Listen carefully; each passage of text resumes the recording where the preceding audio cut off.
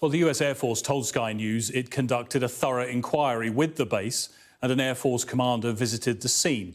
In a statement, they said the commander reviewed the entire investigation and all of the evidence, including analysing shadows on the road, the speed of the vehicles and the frequency of accidents occurring when vehicle drivers do not see motorcycles attempting to execute a turn.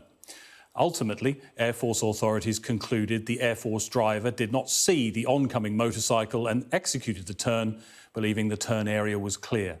The United States Air Force took great care in investigating this case and still expresses condolences to Colour Sergeant Oxley's family over this tragic loss of life of our British partner.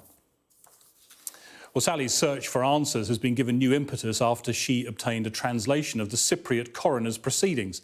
Earlier, I spoke to her lawyer, Christopher Stanley, and I started by asking him why he doesn't accept that US Air Force conclusion.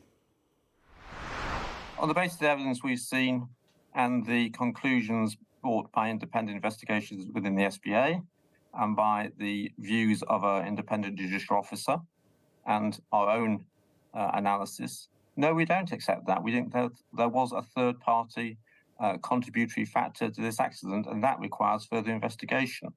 What that investigation will lead to would depend on the person conducting the investigation. If it's a coroner can make recommendations to the relevant criminal justice organisations for further police investigations. That's not for me to determine, and it's not for Sally to determine either, but that's a possible conclusion, that we think there's enough evidence to conduct a further investigation. You've asked for permission to request that new inquest. There was a narrative verdict back in 2018. What's your hope that a new inquest in the UK would achieve?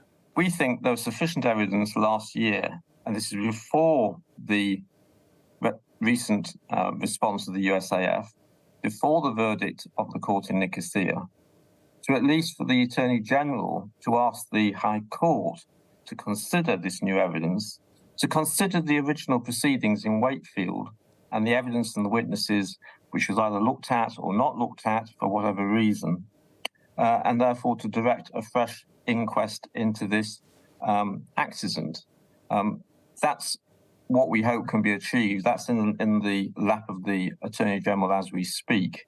That's only to grant permission to Sally to go to the High Court and to ask the judges, because the Attorney General cannot set aside a judicial inquiry, a judicial tribunal decision, an inquest. It's up for the High Court to direct a fresh application. We think there is now compelling reason to do so, and it should be expedited as soon as possible. You mentioned Sally's campaign. It's been a long campaign for answers in this, and it seems we've seen in other cases as well that it's down to individuals often to push for this to happen when they're up against, it seems, the US military in a number of these cases. What does that tell us about the system, that it's down to family members, grieving family members, to have to push for answers in these cases? These are self-starting campaigns. These are self-starting support groups in the absence of any state-sponsored mechanism which can discharge its liabilities towards citizens who pay for these services. It's difficult when you're dealing with issues of security in areas such as sovereign bases overseas, in overseas territory. We understand the complexities of jurisdiction. We understand the political, economic, military dynamics, we hope, in the sovereign airbase of Cyprus, and that the Americans are there, the MOD are there.